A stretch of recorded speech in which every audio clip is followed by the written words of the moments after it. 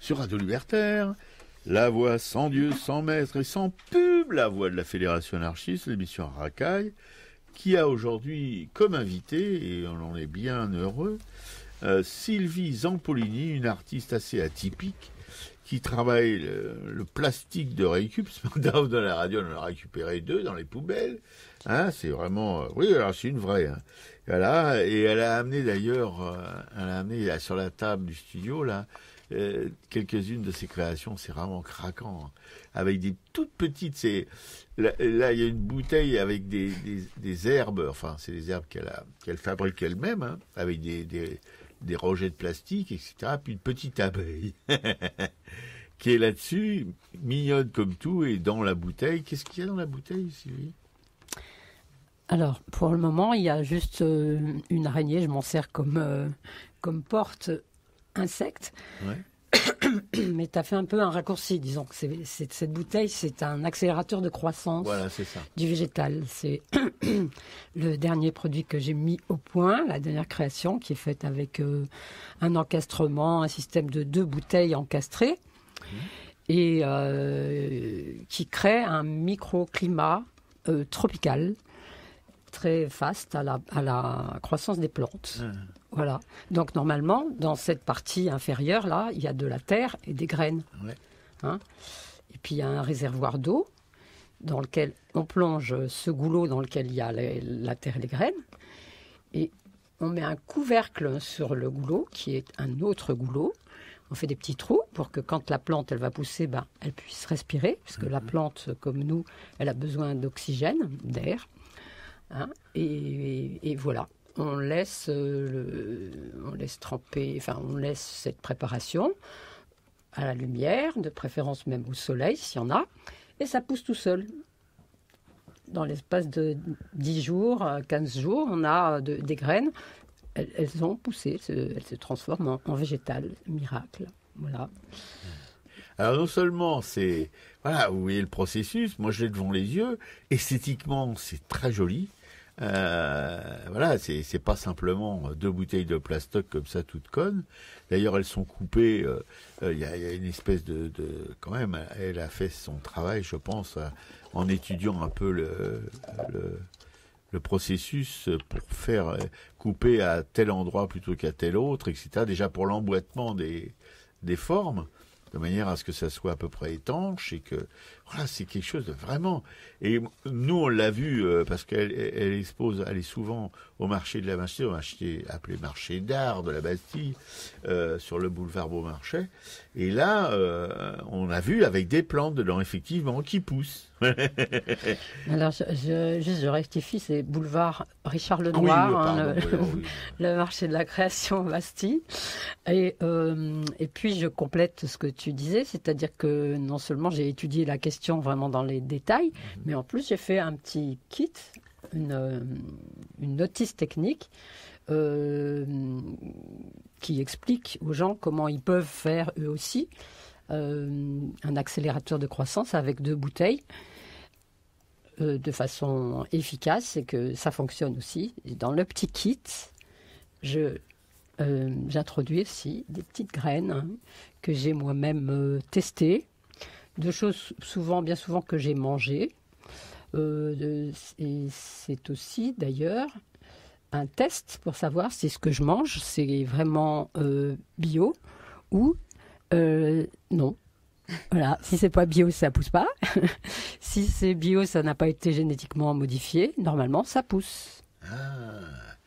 Oui, c'est ça, parce que tout ce qui est c'est une façon aussi de se réapproprier les graines, parce que je sais pas si vous savez, mais quand même, c'est un petit peu scandaleux le fait que on nous prive du droit de faire des graines et de reproduire des graines soi-même. Voilà. Et c'est vraiment ce droit-là, on sait que ça existe, mais c'est vraiment appliqué, enfin c'est sûrement appliqué pour l'agriculture intensive, mais pour les petits jardiniers, tout ça c'est pareil. Oui, il y a des choses encore pires qui se sont passées à propos du purin d'ortie. Ah ouais. Vous savez, on a normalement pas le droit de faire soi-même un fertilisant, c'est beaucoup mieux qu'un désherbant, parce que c'est naturel.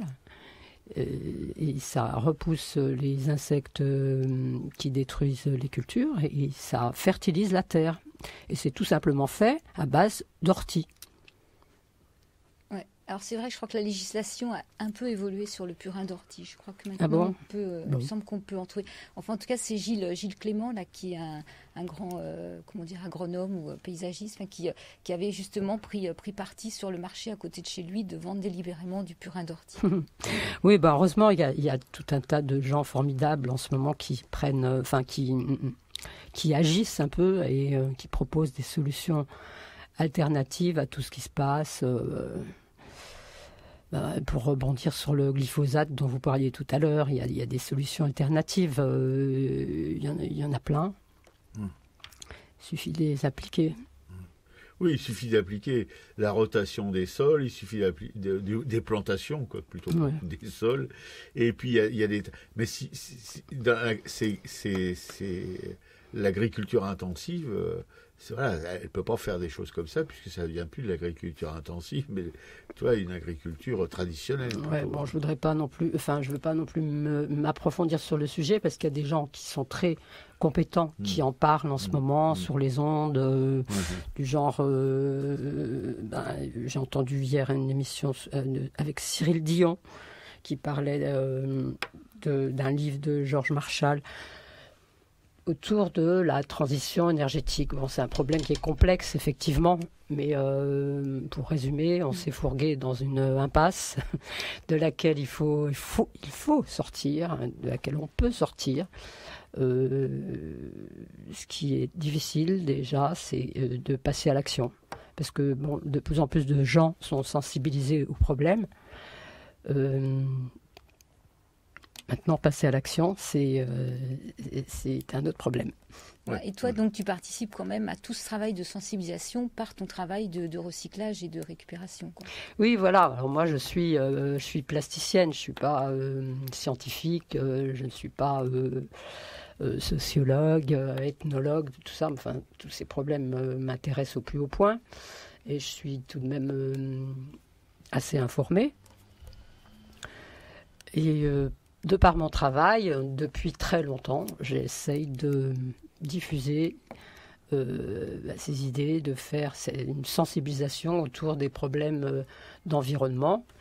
Moi, j'ai commencé dans les années 80, 80 on peut dire, à travailler sur le thème de l'invasion du plastique dans notre quotidien, et plus particulièrement du plastique jetable.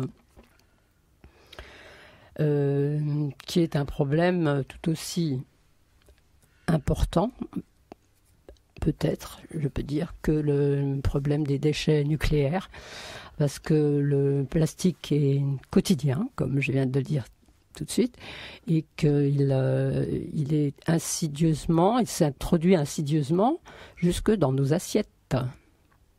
Sous quelle forme ? Sous forme de microparticules qui se retrouvent un peu partout. Maintenant, presque tout le monde a entendu parler de la spirale de plastique qui a été découverte pourtant depuis les années 90, 94. Moi, depuis ces années-là, je connais cette découverte qui a été faite au milieu de l'océan Pacifique, qui est une mer de microparticules de plastique, une soupe, qui a été découverte incidemment par un navigateur qui s'était perdu dans ce coin-là, autour des îles Hawaï, et qu'on appelle maintenant le 6e continent, pour faire audience, on va dire, mais qui en fait est un continent invisible. Ce sont des microparticules qui sont plus fines que des grains de sable, que du plancton. Dans certaines régions des océans, ils se retrouvent avec une concentration de 6 fois plus de plancton il y a 6 fois plus de microparticules de plastique que de plancton. Donc vous imaginez bien que les êtres vivants dans ces régions, les poissons, les ingèrent et que leurs chairs sont imprégnées de plastique et que nous qui mangeons les poissons, eh ben, nous aussi, petit à petit, nous nous imprégnons de plastique. Alors, le même problème existe sur Terre aussi, hein. C'est pas seulement dans la mer. Les microparticules de plastique se trouvent partout parce que le plastique, comme vous le savez, est indestructible. Si l'homme n'y met pas la main pour s'en débarrasser de façon discutable, il reste sur Terre. En se dégradant, en se fragmentant il se fragmente de façon différente, en se fragmentant en particules de plus en plus petites, ou en devenant si on le brûle, ça devient des ions indestructibles dans l'atmosphère. Si on le brûle dans les incinérateurs. Bon, soi-disant, on nous dit qu'il y a des filtres sur les incinérateurs. Enfin, je pense qu'il y a quand même quelques problèmes, hein, puisque autour des incinérateurs, il y a des signes que les fumées ne sont pas complètement neutres. Et voilà. Ou alors, s'il est enfoui, le plastique, s'insinue dans les nappes phréatiques, donc contamine l'eau douce aussi. Bon, tout ça, c'est très effrayant, hein. Ah oui, complètement. C'est très effrayant. Mais justement, j'essaye d'en parler de façon ludique, de façon agréable, acceptable. C'est ça qui est important. Que les gens entendent le message de façon à ce qu'ils n'aient pas envie de faire la politique de l'autruche, mais de se pencher sur le problème et de voir quelles sont les solutions alternatives qui peuvent exister. Et voilà, c'est mon métier de raconter des histoires autour de ce problème, autour de cette problématique, de créer un imaginaire, de rassembler les gens autour de ça. Voilà, je fais des petites bêtes. Ah oui, magnifique. Des petites bêtes avec justement des débris plastiques, des tout petits bouts de bouteilles avec lesquels je fabrique les ailes. Alors les petites bêtes, pourquoi je fais des petites bêtes? D'abord parce qu'elles sont petites et donc pour moi c'est facile à transporter. Enfin, ça commence tout de même à devenir un problème parce qu'elles sont nombreuses. Mais je fais surtout ce travail autour des insectes pour parler des insectes qui souvent sont mal aimés et pourtant sont tellement utiles, sont indispensables à la survie de l'espèce humaine sur la Terre. Hein. C'est un maillon dans la chaîne alimentaire absolument indispensable et leur disparition est absolument effrayante. J'ai entendu des émissions ces derniers jours. 80% des insectes ont disparu dans les zones protégées. Voilà. Donc, il est important d'en parler, de les réhabiliter. Et puis, en plus, c'est une forme de vie qui est absolument extraordinaire, d'une diversité phénoménale et qui éveille l'imaginaire. Les insectes, ils ne sont pas réalistes et pourtant ils sont inspirés du monde réel. Ils sont complètement imaginaires, mais pourtant ils pourraient être des formes existantes, encore inconnues, parce qu'il y a beaucoup de formes qui nous sont encore inconnues et qui seront peut-être détruites avant d'être connues. Ouais, voilà. Tout à fait. Bien, et bien on va envoyer la sauce. Petite musique. Si l'on mettait le temps du plastique en musique, que qu'on y perdrait son temps, de temps en temps, en y gagnant des sous et des bijoux en plastique, bien plus économique et bien plus intéressant que les diamants que l'on prend beaucoup des gens, car le temps du plastique, c'est bien plus fantastique que qu'on y voit le printemps passer son temps à faire des fleurs en papier. Si l'on mettait le temps des pin-up au pick-up, et hop, on y gagnerait son temps et son argent tout en y perdant niet, à part le chouette. Mais le chouette, tu le repeuple, arrivera ton pick-up, et hop, sans avoir à causer à ces pépés qui font piquer. Car le temps des pin-up passera et puis hop, c'est pin-up que l'on pique. Et hop, sur les murs des maisons, des cons.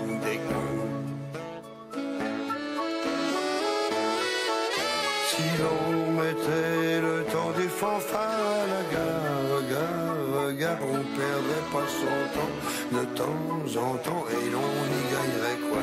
Se faire bien la joie, car mieux vaut une guitare que les sonneries de la gloire, et que les salons de lait connus, cossus, où l'on se filme les potins et le potin, car le temps des fanfares, ça s'en va d'ar, on y voit les aquins catés, mi-coin comme tous les hommes. Si on mettait le temps des pin-up à la gare et les fanfares en plastique et puis hop, on serait peinard. Il n'est peut-être pas trop tard.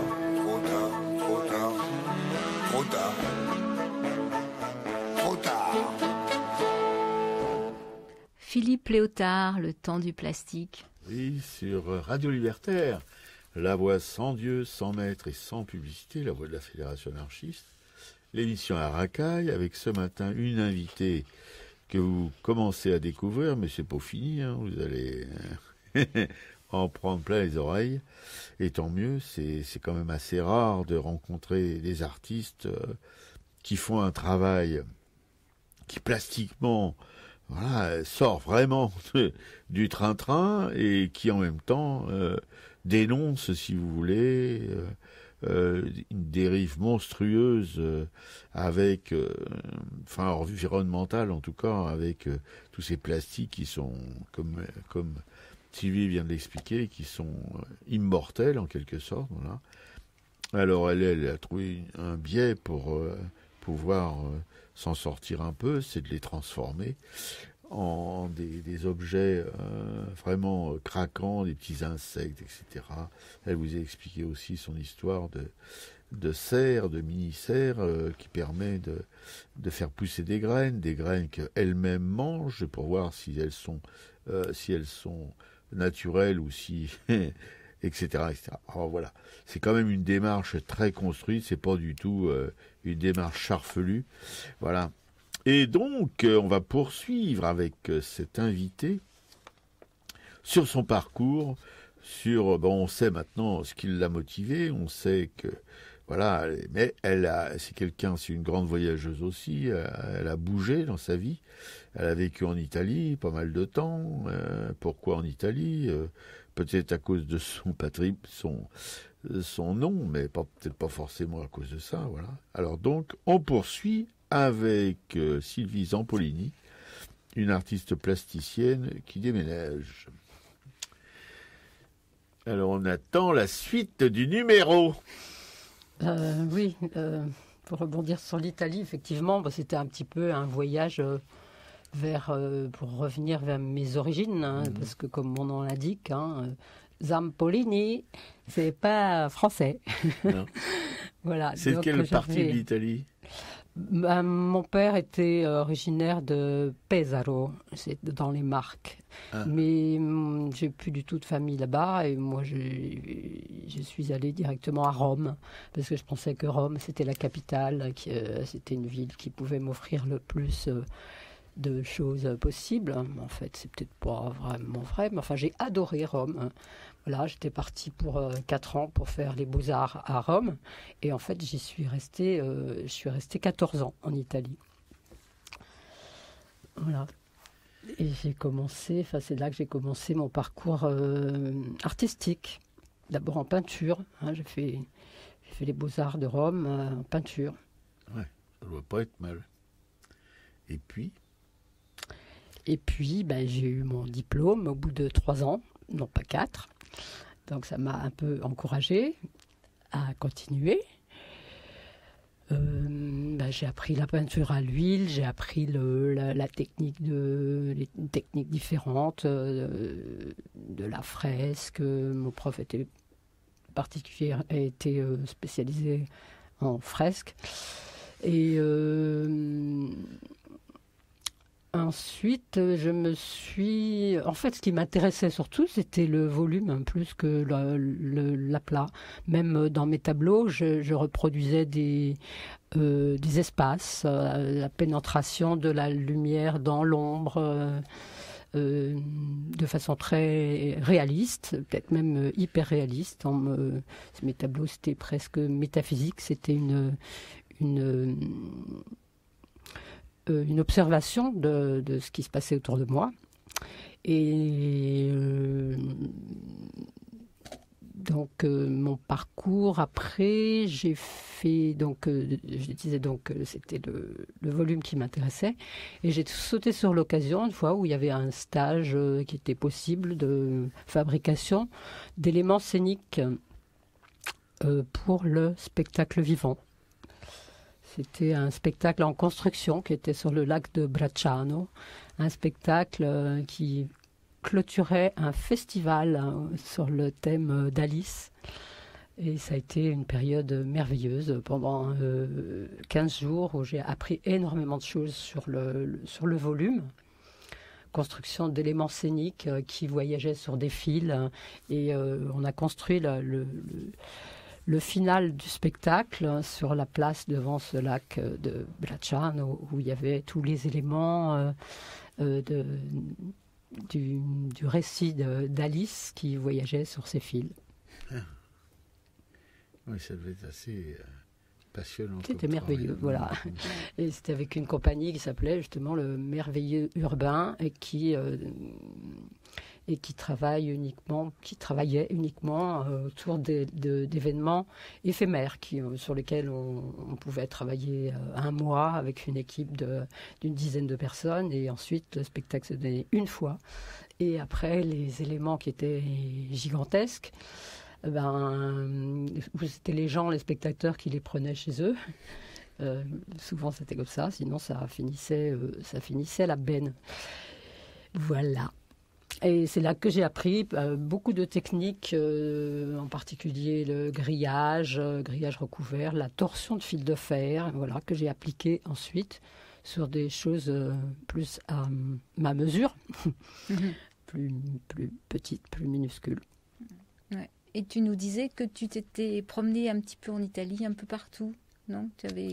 Ah oui, j'étais très mobile en Italie. Donc à chaque fois pour des expositions, pour des formations. Pour des expositions, pour des boulots, j'ai continué à peindre aussi. J'ai fait des fresques murales en Sicile. Voilà. Et j'ai appris d'autres techniques, particulièrement des constructions de montgolfières en papier gigantesques. C'était des techniques traditionnelles, toujours avec ce scénographe qui s'appelle Antonio Utili, auquel je rends hommage sur cette antenne. Et c'était des montgolfières de 5 mètres de haut qu'on pouvait peindre à plat d'abord, sur du papier, un papier particulier, spécial, et qui s'envolait avec de l'air chaud avec un brasero en dessous. Et qui finissait comment? Qu'elle finissait, elle montait très haut dans le ciel, ça dépendait des conditions atmosphériques. Et elle redescendait, enfin elle montait et il fallait lui raccrocher un petit fourneau pour qu'elle maintienne que l'air chaud soit maintenu à l'intérieur. Et elle redescendait quand il n'y avait plus d'air chaud, donc quand il n'y avait plus de feu. Et elles redescendaient. Elles étaient souvent attirées par l'eau. Hein? Ouais. Et souvent, j'ai mis des messages sur ces montgolfières et elles pouvaient aller très, très loin. Ensuite, j'ai mis au point une autre technique qui n'était plus avec le feu parce que c'était quand même un peu dangereux. Une fois, j'ai dû en lancer une en Sardaigne pour un festival, Festiventu, le festival de jazz de Paolo Fresu. Et on m'a formellement interdit de les lancer avec le feu, parce qu'il venait d'y avoir un immense incendie dans une zone protégée juste derrière l'endroit où je fabriquais ma montgolfière. Donc j'ai mis au point une technique avec des ballons d'hélium, avec l'aide de mes amis. Et on a lancé la montgolfière en la bourrant de ballons d'hélium. Personne n'avait vu. Et la magie était maintenue et c'était absolument génial pour moi. J'ai pu danser avec cette montgolfière une fois qu'elle était pleine avant de la lâcher. Elle est partie et cette fois-là, au miracle, elle est revenue. 1h30 plus tard, 2h, elle est devenue presque... derrière la scène principale des concerts. Et tout le monde a cru que je l'avais fait exprès, que c'était téléguidé, mais pas du tout. C'était les vents qui ont joué avec moi, pour moi. Ah, c'est une merveilleuse histoire. Ah ouais, c'est magnifique. Les montgolfières. Donc j'en lance encore. C'est pas très fréquent quand on m'en demande. Voilà. Ah ouais. Et on en avait un petit peu parlé quand on se voyait à la Bastille. Donc tu as vécu en Italie pendant ce qu'on appelle les années de plomb là. Et est-ce que tu veux en parler un petit peu? Est-ce que toi tu ressentais l'atmosphère qu'il y avait à ce moment-là en Italie?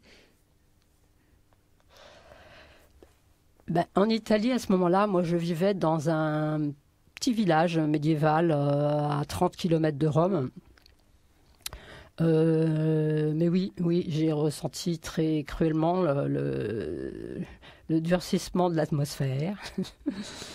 Voilà, on a dû subir une loi qui disait que si on hébergeait plus de 2 jours, je crois, ou 3 jours, quelqu'un, on était obligé d'aller le déclarer à la police locale. Et ils ont appliqué cette loi. Ouais, tu nous disais que ta maison avait été fouillée. Enfin, je sais. Oui. Et parce que tu étais considéré comme quoi vous étiez des groupuscules un peu gauchos qui faisaient chier le monde ou...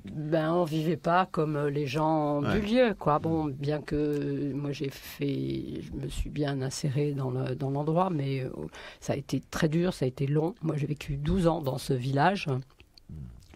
Et au départ, on était mal considérés, oui. On était différents. Et ce qui est différent fait peur, comme vous le savez. Ouais, mais bon, au bout de 12 ans, alors, j'imagine que vous avez trouvé une façon de vivre quand même avec les... Oui, après ça s'est calmé. Ça, c'était dans les années, juste après le kidnapping d'Aldo Moro, l'assassinat d'Aldo Moro. Après, ça s'est calmé, oui. Ouais. Et qu'est-ce qui t'a donné envie de retourner en France? Pourquoi quitter l'Italie? Ce sont des raisons... personnelles? Oui, personnelles, on va dire, familiales. De retour vers mes parents qui étaient vieillissants. Et voilà, c'est principalement pour cette raison. Et là, donc, après, donc, de retour en France, ton travail a petit à petit évolué vers... parce que tu ne pouvais plus continuer à faire, j'imagine, des grandes choses, comme de la scénographie, des trucs comme ça. Donc là, petit à petit, tu as basculé vers des choses plus petites, de la récupération, du recyclage. Oui, ben, mon travail autour de l'invasion du plastique, elle a commencé quand même en Italie, mais c'était sous forme de questionnement tout d'abord. Je me demandais et pourquoi je trouvais des morceaux, des fragments de plastique partout, même dans la campagne, dans la forêt. Et je ramassais ces petits morceaux de plastique. Je trouvais c'était joli, ça brillait sur le trottoir, sur l'asphalte, c'était coloré, très coloré. Et je m'en servais comme matériau de base pour mes créations. C'est-à-dire j'ai commencé à faire des écrans d'objets qui racontaient des histoires, parce que les objets racontent des histoires, sont des traces de passage, des traces de vie, des témoins. Voilà, donc ça a commencé comme ça. Je me suis demandé pourquoi tant de plastique et comment il était fabriqué, par qui, quelle était sa durée de vie, sa composition, sa durée de vie, sa fin de vie. Et voilà, de retour en France, j'ai continué à travailler sur le sujet. Et j'ai trouvé quelques réponses à mes questionnements. Que tu exploites toujours sous forme de ces petits insectes, de cette mini-serre, de choses comme ça, de bijoux aussi, de bijoux comme t'en as au doigt, là. Oui, alors... C'est assez étonnant. Bon. Effectivement, après, on devient vite, accro. Et il faut faire très attention quand on est récupérateur de ne pas récupérer tout et n'importe quoi. Moi, je suis maintenant très sélective sur ce que je récupère. Enfin, très... je suis quand même envahie, quoi. Mais voilà. De toute façon, je travaille plus particulièrement sur le fragment, sur ce qui est petit. Petit, parce que plus c'est petit et plus c'est important, bien souvent. Les choses anodines, comme on se dit les papiers d'emballage, par exemple. C'est rien du tout un papier d'emballage, un papier de bonbon, un papier... les emballages, mais multipliés par des millions. C'est ça qui crée l'invasion. Et c'est jetable après premier usage. Moi, je pars pas en guerre, en fait, après contre rien du tout. Moi, ce que j'essaye de créer, ce sont des images et du merveilleux. Mais je veux dire, je ne dénigre pas le plastique durable. Le plastique a été une invention absolument magnifique pour certains domaines, par exemple dans la chirurgie ou dans la technologie. Bon, après, c'est le plastique jetable qui est dangereux. Tout à fait. Alors, par exemple, donc je parlais des emballages. Je travaille sur le papier d'emballage en particulier. Je crée des petits bijoux dans lesquels je coince des fragments qui sont très très brillants et très colorés, parce que le papier d'emballage nous offre une gamme de couleurs absolument phénoménale, puisque chaque marque essaye de se démarquer, de distinguer de l'autre. Et ça me permet de créer des bijoux qui sont pas moi je les appelle des faux bijoux, parce que ce sont des objets messages qui justement me permettent à chaque fois de parler de ce gaspillage des ressources fossiles qu'on fait à travers le papier d'emballage. Et j'assure, vous irez sur notre blog, mais vous irez aussi sur le site Art Majeur, là où Sylvie a quelques images de son travail, mais quand on les regarde comme ça, puis on a pu les regarder. Moi, je les ai jamais vues de si près, parce qu'elle a si je vais pas fouiner sur son stand, mais c'est quand même quelque chose de vraiment très très étonnant, parce que c'est pas parce que c'est du recyclage, mais c'est parce que c'est une transformation on peut dire de rebut en objet vraiment merveilleux esthétiquement, on peut dire ça, coloré, délicat, voilà. C'est raffiné même. Il y a une élégance dans ces objets, même dans ces petits insectes. Tout ça, c'est élégant, c'est pas lourdingue, c'est pas des trucs. Vous savez, il y a beaucoup de gens qui récupèrent maintenant. Il y a beaucoup d'artistes, c'est des récupérateurs, mais qui travaillent dans le lourdingue, dans le vulgaire, dans des choses invraisemblables. Là, c'est tout à fait le contraire. Ouais. C'est petit. Ça ne fait pas de bruit, ça ne mange pas de pain, mais c'est magnifique du point de vue plastique. Ouais. Là, on pouvait voir merci, tout à l'heure. Merci Robert, que de compliments.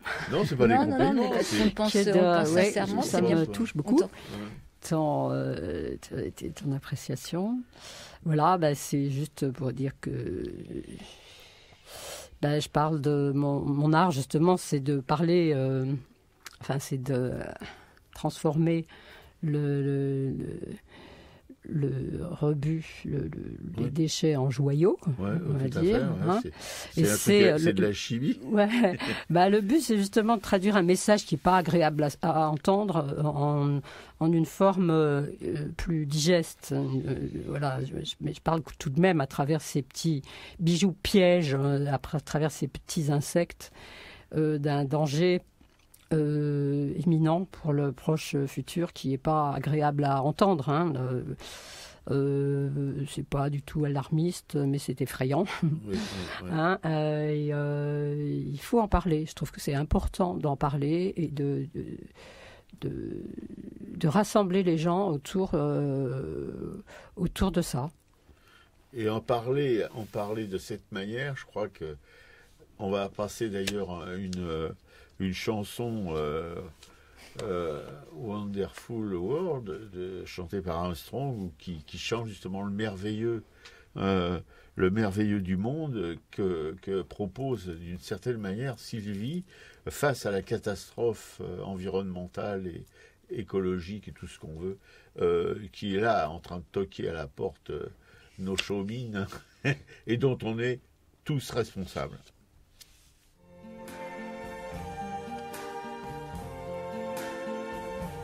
I see trees of green, red roses too. I see them bloom for me and you. And I think to myself, what a wonderful world.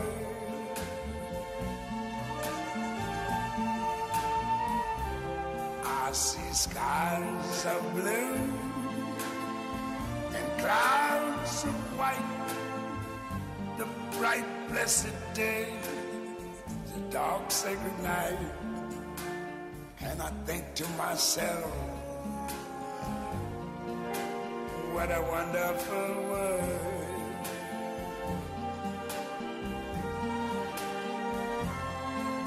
The colors of the rainbow, so pretty in the sky, are also on the faces of people going by.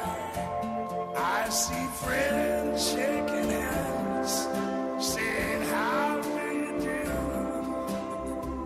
They're really saying, I love you. I hear babies cry, I watch them grow.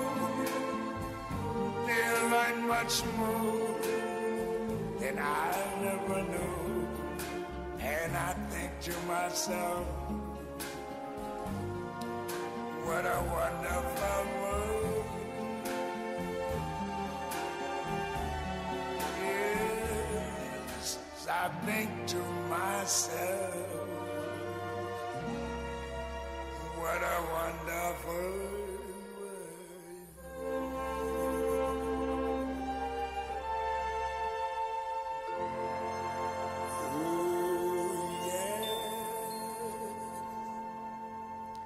What a Wonderful World, le monde merveilleux de Sylvie Zampolini. Oui, tout à fait. Là, on est en plein dedans. Franchement, je regrette pour vous que vous ne puissiez pas voir en direct. Mais le studio ne serait pas assez grand pour tous recevoir. Mais on vous dira à la fin de l'émission, à la fin en tout cas de la prestation de Sylvie, elle vous dira où vous pourrez la voir dans des expositions, etc. Malheureusement pour les provinciaux, c'est exclusivement dans la région parisienne. Bon. Non, pas non, que. Non. Province aussi. Oui. Ah bon, on vous dira tout ça. Elle vous dira tout ça à la fin. Même. Ouais. Donc là, on va poursuivre sur des objets dont tu as envie de vraiment de parler parce que ça a l'air de tenir. J'allais pas dire la grappe parce que t'es une fille, mais bon. Puis c'est pas très joli. Oui, non, il y a des objets emblématiques desquels j'ai envie de parler. Je vais insister sur mes insectes, d'ailleurs, que j'appelle des plastectes. Des plastectes, parce que je raconte une petite histoire autour de ces insectes. C'est qu'ils bouffent du plastique. Voilà, ils bouffent du plastique et ils naissent en fait sur les débris plastiques et se transforment en insectes. Et petit à petit, ils sont pas si gentils que ça, certains. Ah, celui-là, parce que voilà, ils occupent les niches écologiques de nos insectes. Ce qui, quelque part, c'est une histoire, mais il y a un fond de vérité. C'est des mutants, on va dire. Et vu qu'ils mangent du plastique, c'est tout de même bien, parce que ça peut être utile qu'ils mangent du plastique.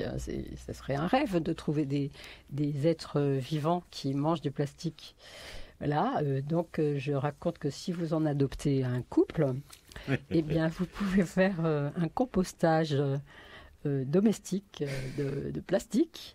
Et donc j'offre pour un couple adopté un petit nid qui est une boîte qui est découpée de façon ad hoc pour ouvrir et fermer, et dans laquelle je mets une fleur que je fabrique avec un sac en plastique.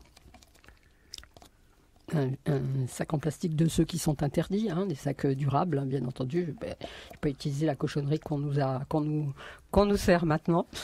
Et voilà, donc vous pouvez faire un compostage de plastique. Le couple va pouvoir se reproduire, manger et dormir dans ce composteur.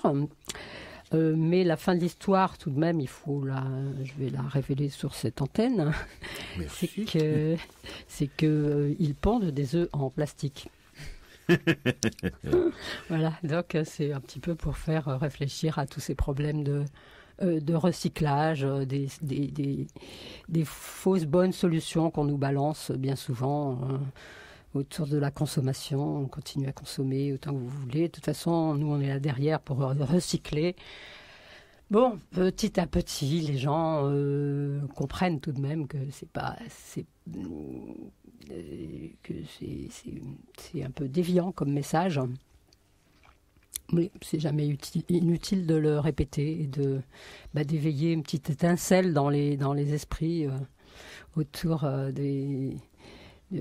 plutôt du changement dans les usages, dans les habitudes de consommation, plutôt que dans les changements de produits industriels qu'on nous balance comme ça.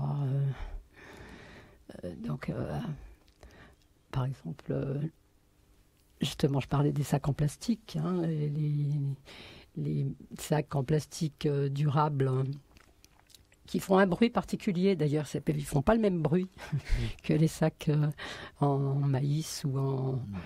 Qui sont tout moligasses. Voilà, tout moligasses et qui n'arrivent pas à destination, qui n'arrivent pas chez vous sans être troués, donc à foutre à la poubelle bien plus vite que les autres sacs en plastique qu'on a interdits.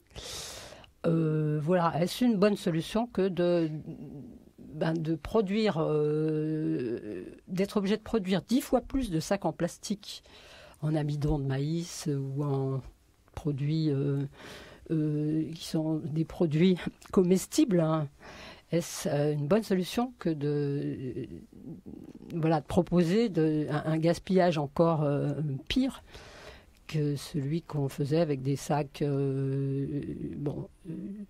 qui étaient recyclables, mais pas recyclés. En France, ils ne sont pas recyclés. Et bien sûr, ces sacs, s'ils échappaient au circuit au circuit des déchets, c'est-à-dire les sacs en plastique qui devaient être normalement brûlés dans les incinérateurs, puisque non recyclés. Tout ça, c'est des questionnements, ça pose question. Voilà, c'est ça mon rôle, c'est ça mon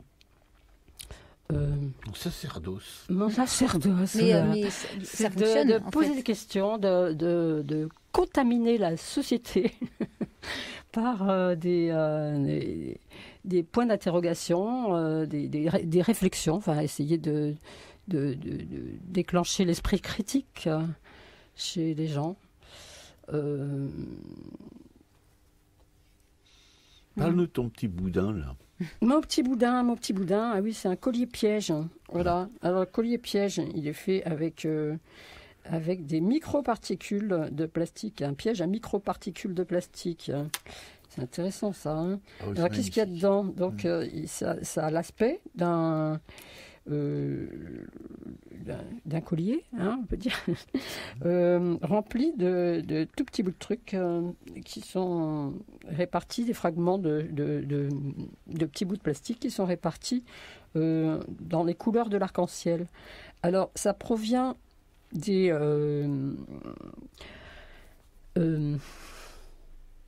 une partie de ces fragments plastiques ont été produits par les industriels du recyclage, qui sont d'ailleurs, entre parenthèses, ils sont 4 en France. 4. Hein. J'ai fait une enquête, hein, et je vous assure que voilà, les industriels du recyclage sont 4 en France.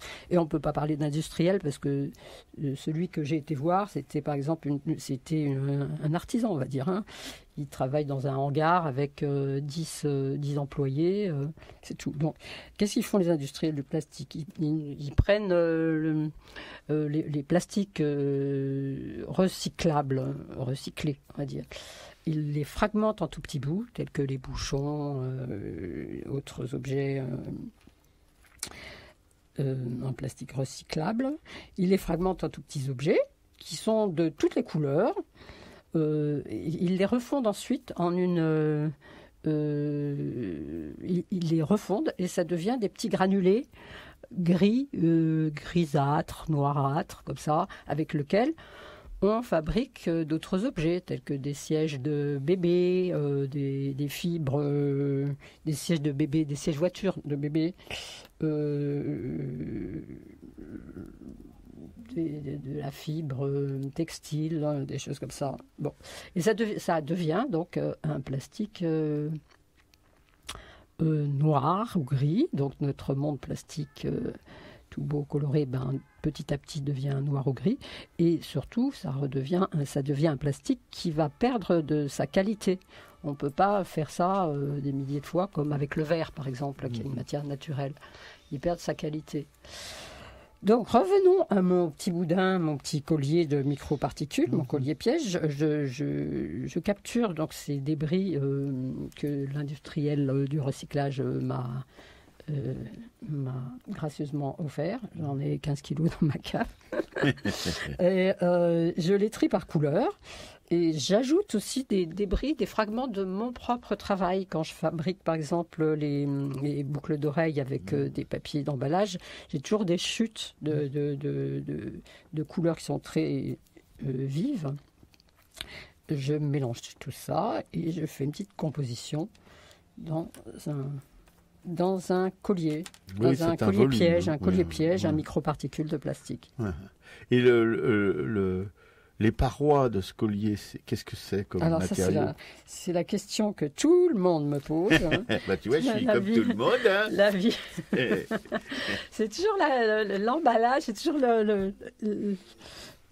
l'aspect extérieur qui interroge les gens. Non, mais c'est pas l'aspect extérieur, c'est que ça permet de voir ce qu'il y a à l'intérieur. Oui. Donc c'est très fin en même temps, c'est une espèce de résille extrêmement fine. C'est une maille qui me permet de pérenniser ces tout petits morceaux d'emballage qui sont fragiles, donc ils deviennent intouchables et pérennes, durables.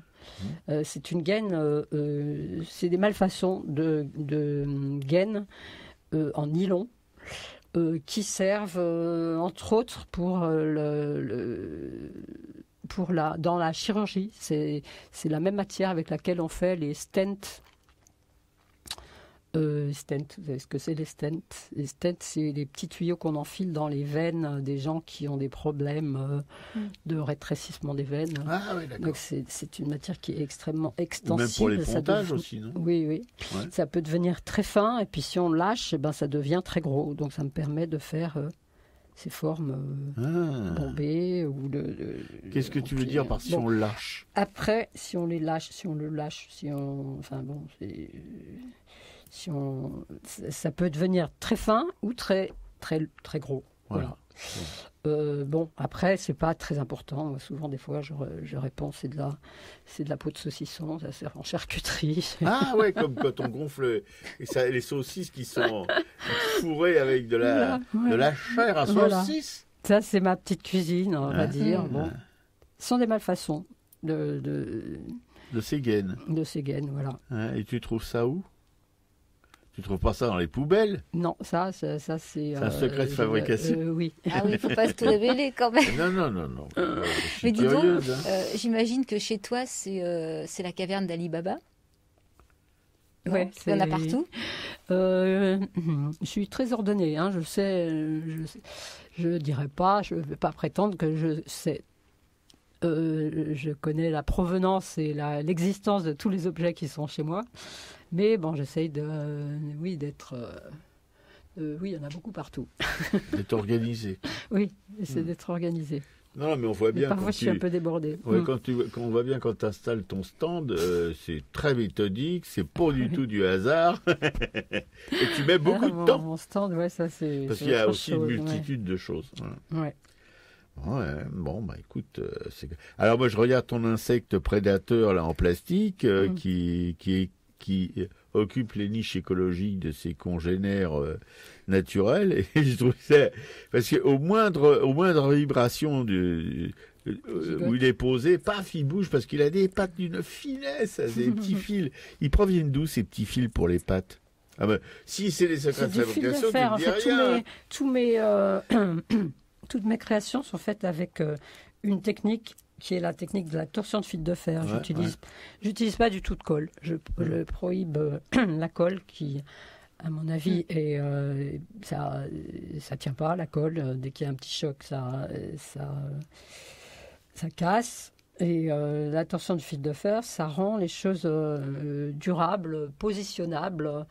Ça peut devenir même des jouets. J'ai des petites araignées là que je fais avec à base d'un décapsuleur de canettes et de fil. C'est bien souvent du fil que je récupère.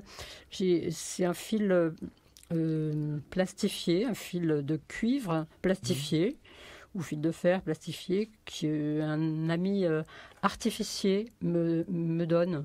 Parce que pour faire les feux d'artifice, on a besoin de kilomètres de fils de ce type. Et il le récupère, et qui est ensuite jeté après le feu d'artifice. C'est un fil électrique en fait qui conduit l'électricité jusqu'à la poudre noire qui enflamme les feux d'artifice. D'accord. Voilà. Oui, alors tous ces trucs en quelque sorte techniques, tous ces matériaux techniques, mais qui semblent quand même très techniques, là c'est pas de la récup de poubelles, c'est de la collecte. C'est de la collecte auprès de gens qui sont capables de te les fournir. Je veux dire, jamais j'achète une bouteille d'eau en plastique. Vraiment très rarement. D'autant moins de bouteilles de soda. Donc tout ce que je récupère, c'est pas forcément moi qui le consomme, mais j'ai des sources de collecte. Que je fais avec des gens, des amis, mon entourage, mon immeuble de 12 étages qui produit beaucoup de déchets. Donc tu fouilles les poubelles de ton immeuble? Je fouille pas les poubelles. Qu'est-ce que tu fais, soulève le couvercle, je regarde ce qu'il y a au-dessus au maximum. Mais bien souvent, je collecte avant la poubelle. Ah ouais. Je préfère. Et alors, dis-moi, Zampo, je pense que si nos auditeurs ont envie de découvrir un peu ton boulot, on peut te voir où et quand? Alors, un peu de publicité quand même. J'aurais très grand plaisir à vous accueillir sur ces jours-ci, là, du 8 au 20 décembre, à Saint-Denis, sur le parvis de la basilique de Saint-Denis, sous un grand chapiteau merveilleux en plastique transparent qui permet de voir quand même justement la basilique illuminée, et qui s'appelle, donc cet événement s'appelle la Foire des savoir-faire solidaires, du 8 au 20 décembre. Et c'est un petit peu éprouvant comme oui, je m'en doute. 12 jours de suite, quoi, sans un seul jour de repos. Et voilà, venez m'encourager et me découvrir mes petits trucs. J'ai un petit stand qui s'appelle Homo Plasticus. Ou Zampolini Création, je ne sais pas comment ils ont mis mon enseigne, on verra bien. En tous les cas, vous pouvez me retrouver là-bas. J'y serai tous les jours. Vous pouvez aller voir sur le site foiresavoir-faire.com, foiresavoir-faire.com. Voilà, sans S à savoir, sans S à faire non plus. Pour voir les horaires. Enfin, c'est tous les jours. En gros, de 11h à 19h30. Et autrement, dans l'année, au cours de l'année, je suis en direct avec le public, très souvent sur le marché de la création Bastille, boulevard Richard Lenoir. Et non, beau marché. Ouais. Donc le samedi. Les samedis, toute la journée. Voilà, depuis 10 ans. Voilà, moi j'ai trouvé ce marché au début très sympathique. De toute façon, je trouve toujours une occasion, une opportunité absolument magnifique pour les artistes d'être en direct avec leur public. Ce qui est fatigant, certes, mais intéressant tout de même. On n'est pas médiatisé. C'est fatigant parce que justement on n'est pas médiatisé et c'est à nous-mêmes de faire notre publicité. Mais on fait des rencontres très intéressantes sur ce marché, en particulièrement avec l'international, parce qu'il y a beaucoup, à partir du printemps, moi j'y retourne au printemps, il y a beaucoup d'étrangers qui passent, c'est ce qui est intéressant. Et des Parisiens aussi qui sont souvent intéressés. Ouais. Voilà. Et sinon, je suis souvent sur des salons quand on m'y invite, parce que bien sûr, je peux pas payer des sommes faramineuses pour participer à des salons du bien-être, vivre autrement, vivre nature, au Paris Event Center, dernièrement, par exemple, elle fait le salon qui s'appelait Vivre nature, à la Villette. Ou peut-être que je serai quelques jours à la Défense, sur le parvis de la Défense, dans un marché de Noël. Mais enfin ça, je ne sais pas, je ne vous garantis pas. Mais en tous les cas, sûr, je suis à la Foire des savoir-faire de Saint-Denis. Ouais. Et l'été, on peut te voir au Belvédère de Belleville. Ah oui, l'été, oui, je suis sur un endroit qui est merveilleux, qui s'appelle le Belvédère de Belleville, qui est juste au-dessus du parc de Belleville, dans le 20e. Ça, c'est de mai à septembre. Le dimanche, principalement. Le dimanche, oui. Moi, je suis le dimanche. Et puis, j'ai un Facebook aussi, qui s'appelle Facebook sylvie.zampolini.7. Pas l'autre, sur lequel il n'y a rien, que je n'ai jamais réussi à supprimer. Et puis, j'ai un site que j'alimente aussi régulièrement, qui s'appelle artmajeur.com/Zampo. Voilà, Zampo, c'est un raccourci de mon nom, Zampolini. Ouais. Je vous remercie beaucoup de m'avoir invité. C'était vraiment très, très fantastique. Et je vous dis à bientôt. À bientôt à Saint-Denis, probablement. Écoute, on est très contents de t'avoir reçu, que tu aies pu partager justement avec tous les auditeurs ton travail. Je pense que l'idée est bien passée. Enfin, je pense que maintenant on a envie d'aller les voir de près, de voir toutes ces couleurs, toutes ces merveilles en plastique. Tout à fait. Et moi qui connais Sylvie Zampolini depuis un petit bout de temps, pas très longtemps, un petit bout de temps, j'ai jamais osé aller renifler son stand. Et là, je les ai sous les yeux et évidemment, c'est encore plus merveilleux parce que on voit le travail de près. c'est mieux que de le voir à 3-4 mètres. Voilà. Non, parce que faut vraiment aussi aller, vous n'oubliez pas, au printemps et à la période estivale aussi, à Bastille, on dit à Bastille, mais sur le marché d'art de la Bastille, boulevard Richard Lenoir, et puis au Belvédère à Belleville. Voilà. Ouais, et moi aussi, personnellement, toute seule, et moi-même, je le remercie beaucoup, parce que c'est si merveilleux quand d'abord, tu parles très très bien et très simplement de ton travail, ça doit passer, c'est pas un truc emberlificoté, c'est très simple, t'as un ton convaincu en même temps, et voilà, et c'est important quand même, dans une émission de radio, d'avoir un invité qui sait s'exprimer. Voilà. Je ne sais pas si j'ai pas dit trop de bêtises. Ah non, absolument. Mais en tous les cas, ce qui est vrai, c'est que voilà, je suis habitée par cette une passion. Et que je voulais dire quand même aussi que je pense que je vais bifurquer. C'est mon intention, en tous les cas, vers la végétalisation, vers le végétal plutôt que le plastique. Là, je commence à en avoir un peu ma claque. C'est sacrificiel, travailler avec des matériaux artificiels. J'ai envie de travailler avec la nature, avec les plantes sauvages, les graines, tout ça. Voilà, ça c'est ma transition. C'est ce petit accélérateur de croissance là, qui va me permettre de jardiner sur mon balcon, sur ma table de cuisine, dans ma loggia, qui peut vous permettre à vous aussi de commencer un potager.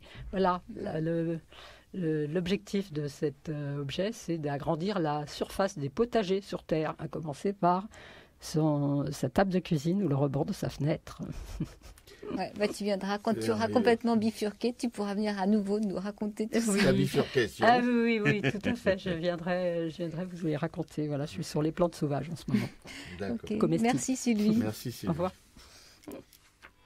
Peut-être que mon identité, mes vues ne sont pas les mêmes que ceux qui ont décidé d'aller à Gênes, reine de la Ligurie. Peut-être qu'on peut prendre ce qu'on nous fustande à le saisir. Au lieu d'exiger, on peut penser ce qu'on veut, mais mon respect s'élève à ceux qui sont allés, qui ont décidé qu'il serait la leur à tout prix osciller. Que la caste qui gouverne n'a pas à désigner, qui doit ou pas être là quand elle y va donc. Honneur à ceux qui ont marché face au pouvoir, surprotégés, combattus, affrontés. Et comme le peuple d'Alger, ceux qui ont défié la folie, je crie pouvoir à Saint. En l'honneur de ceux qui ont défié la folie, moi je crie Politia, politia, assassini, Giotto, assassini anche. Politia, assassini, assassini. Politia, politia, Giotto, assassini anche. Politia, assassini, assassini. Police assassin, une mémoire pour le futur, pour leur décoller que rien n'éteint jamais.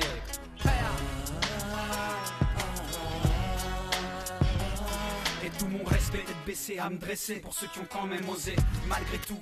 Et je crache surtout sur ceux qui rigolent tranquille, de ceux qui sont partis disant que c'était joué. Pour ceux qui sont allés, qui ont morflé, c'est bien fait. Je vous méprise, ouais, telle est la mise. Facile d'avoir raison en s'écrasant de bon ton. Honneur au Black Bloc, oh, tout dit bien qui, à tous les autres et sans nom. Seuls ou groupés, les arrêtés, les rescapés. La flamme de la mémoire de Gênes n'a pas fini de brûler.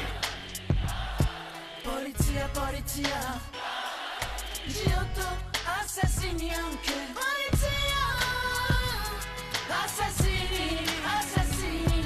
Polizia, polizia, Giotto, assassini anche. Polizia, assassini, assassini.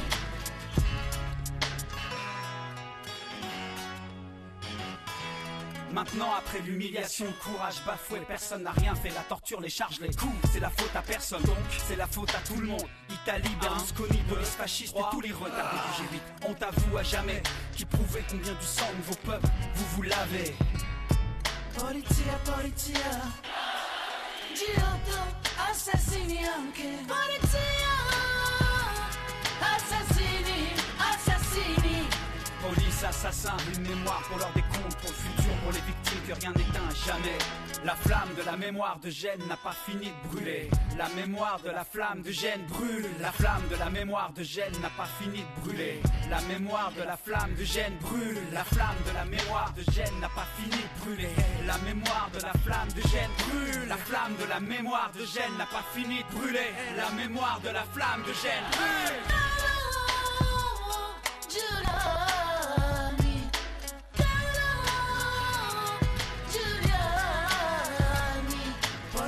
Polizia, io assassini anche. Polizia, assassini, assassini.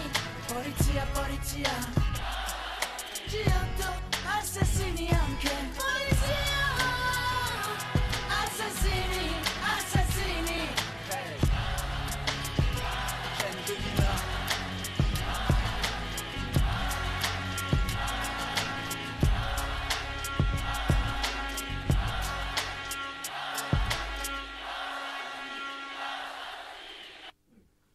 Voilà, c'était Genova 2001 par le groupe Hydra. Ça, c'était un clin d'œil à l'Italie révolutionnaire. Oui, faut pas oublier que l'Italie, c'est vraiment un pays révolutionnaire qui a eu là-dedans des mouvements aussi bien anarchistes que bref, de trublions actifs dans ces années 70-80. Bon. Où Sylvie était là-bas. On espère qu'elle était là-bas que pour l'art, qu'elle n'a pas posé aussi, elle, des bombes. Hein. Non. Bon, je dis des bêtises comme d'habitude, je ne peux pas m'empêcher. Voilà, vous avez, j'espère, apprécié cette invitée, la manière dont elle parle de son travail. Voilà, vous avez découvert une façon de vivre différente de celle de tous les connards que nous sommes. Bon, très bien content, nous. Et tout de suite, on va vous parler des expositions. Alors, il y a toujours le musée Bourdelle, avenue du Maine à Paris, qui expose quelque chose, devinez, je vous le demande, Émile, Bourdelle. Bourdelle et l'Antique, c'était l'exposition dont on a parlé, en faisant un petit tour par ce musée, un lieu adorable, charmant, avec deux jardins. Je dirais pas vraiment adorable. Enfin, il y a des parties adorables, il y a des parties. Les jardins, le vieil atelier, il y a quelque chose. Ça, après, oui, le musée est beaucoup plus massif parce qu'en fait, ça a été reconstruit autour de l'atelier de Bourdelle. Voilà, donc, il y a eu des bâtiments rajoutés. Il y a une partie lourde. Ouais.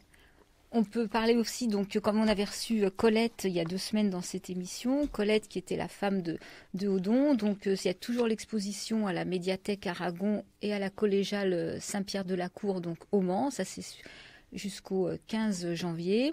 Au Mans, on a eu l'occasion de voir une exposition sur le groupe Cobra au musée du TC, qui sera probablement le sujet de notre émission de la semaine prochaine.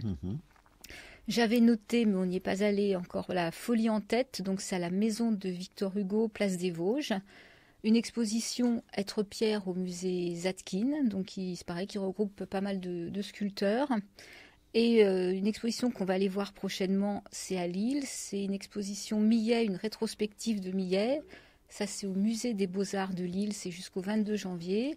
Et on ira faire un tour aux Lames à Villeneuve-d'Ascq par la même occasion, où là, ça parle de Wilhelm Oude, qui est cet Allemand collectionneur qui a découvert Picasso, Séraphine de Senlis. Oui, et puis c'est une infime partie des artistes qu'il a collectionnés ou qu'il a fait découvrir. C'est lui qui a recommandé Picasso à Canneveller. Autrement, Picasso, il ne serait peut-être pas devenu ce qu'il est devenu. Et qui a su voir dans un petit tableau de Séraphine de Senlis qui représentait 3 pommes, l'artiste qu'elle pouvait être. Oui, tout à fait. Non, c'est quelque chose, des mecs comme ça. Et alors, ce qu'il a, c'est une vie terrible, parce qu'en 14-18, il était allemand, il était en France. L'État français a confisqué tout ce qu'il avait. Et donc, il a pratiquement perdu toute sa collection. Et puis, en 39-45, c'est la Gestapo qui s'en est mêlée et qui a aussi fait main basse sur ses collections et dont il n'a plus jamais revu quelque chose. Quoi. Voilà. Une vie quand même un peu terrible. Et puis, le culturel de la semaine avec Le Trouble Fête, c'est un film de Lars Chrome de 2014. Et Duel de l'art, c'est un doc sur Arte entre Turner versus Constable. Voilà, tu veux pas en parler un peu plus longuement? Non, d'accord. Nous, on peut dire que le doc Turner Constable, on l'a visionné hier.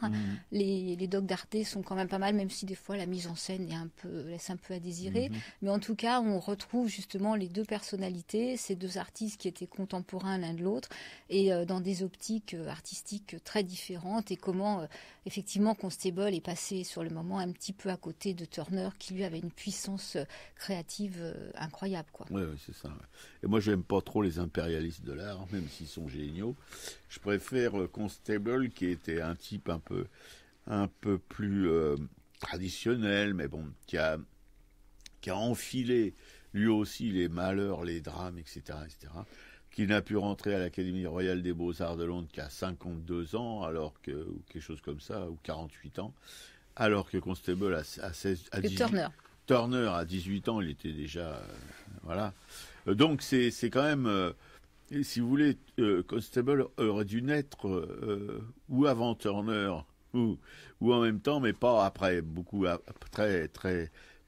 plus tard, puisque ça l'a quand même écarté du devant de la scène. Ouais, c'était difficile de faire le poids à côté de Turner, effectivement, qui, et par son travail et par sa personnalité, prenait toute la place, quoi. Et son opportunisme aussi. Par exemple, une exposition à l'Académie royale des Beaux-Arts, c'était tous les ans, il y avait une exposition des sociétaires, et Constable avait fait une toile vraiment qui avait toutes les chances, si vous voulez, d'être la vedette de cette expo, et avec un grand machin. Et Turner s'est mis juste à côté avec une toute petite toile, et c'est lui qui a chopé toute l'attention des visiteurs en ajoutant sur sa toile, mais in situ, sur place, pour faire chier Constable et pour lui ravir le succès, une petite tache rouge qu'il a d'abord mis comme ça sur sa toile. C'était une marine. Alors les gens se sont tous demandé ce que c'était. Et quand tout le monde se demandait ce que c'était, il est revenu, il a finalisé. En fait, c'était une bouée rouge. Voilà. Et rien qu'avec ce petit truc, il a empêché Constable d'avoir un succès mérité. Et ça, je déteste ces gens-là. Bon, malgré je reconnais que c'est quand même... Ouais. Bon, en tout cas, c'est un doc je crois qu'on peut voir encore pendant une quinzaine de jours et qu'on conseille vivement parce que ça nous permet de replonger dans l'œuvre de l'un et de l'autre, justement. Oui, le trouble fait de Lars Kromm. Alors, c'est quoi ça? C'est toi qui l'as regardé, ce film. C'est le film sur l'histoire de la famille, une famille sur un repas de famille. Ah oui, ça y est. Non, mais des fois, en fin d'émission, comme ça, je suis un peu sur les genoux. Bon, alors, c'est une histoire de famille. C'est un film allemand, avec des acteurs allemands. Et c'est l'histoire... Un peu, ça rentre dans le champ de nos comment dirais-je, de nos hobbies, de nos dadas, du vice... inné qui est en nous concernant la vie des artistes, des grands artistes. Là, c'est un grand pianiste international.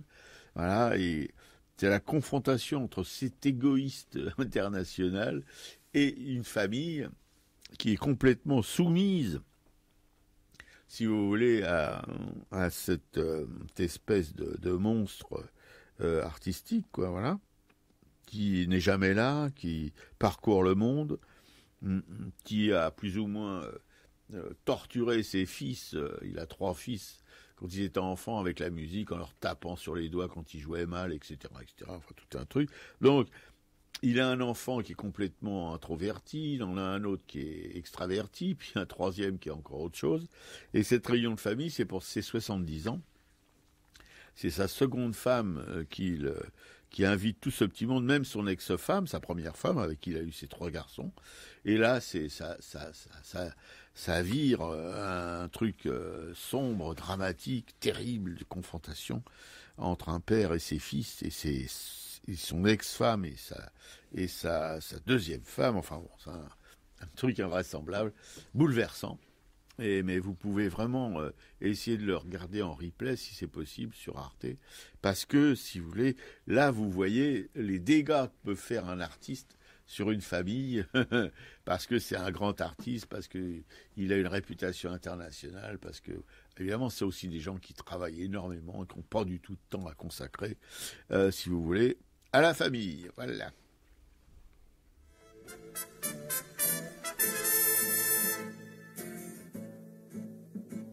Des mouchards et des gendarmes, on ne voit plus parler les chemins que des vieillards tristes en larmes, des veuves et des orphelins, parisiens de la misère, les heureux même sont tremblants, la mode est au conseil de guerre et les pavés sont tous sanglants. Oui, mais ça branle dans le manche, les mauvais jours finiront. Égard à la revanche, quand tous les pauvres s'y mettront, quand tous les pauvres s'y mettront. On traque, on enchaîne, on fusille tout ce qu'on ramasse au hasard. La mère à côté de sa fille, l'enfant dans les bras du vieillard. Les châtiments du drapeau rouge sont remplacés par la terreur de tous les chenapans de bouge, valets de roi et d'empereur. Oui, mais ça branle dans le manche, les mauvais jours finiront. Égard à la revanche, quand tous les pauvres s'y mettront, quand tous les pauvres s'y mettront. Demain, les gens de la police refleuriront sur le trottoir, fiers de leurs états de service et le pistolet en sautoir. Sans pain, sans travail et sans armes, nous allons être gouvernés par des mouchards et des gendarmes, des sabres peuples et des curés. Oui, mais ça branle dans le manche, les mauvais jours finiront. Égard à la revanche, quand tous les pauvres s'y mettront, quand tous les pauvres s'y mettront. Le peuple au collier de misère sera-t-il donc toujours rivé? Jusqu'à quand les champs de guerre tiendront-ils le haut du pavé? Jusqu'à quand la sainte clique nous croira-t-elle un vil bétail? À quand enfin la République de la justice et du travail?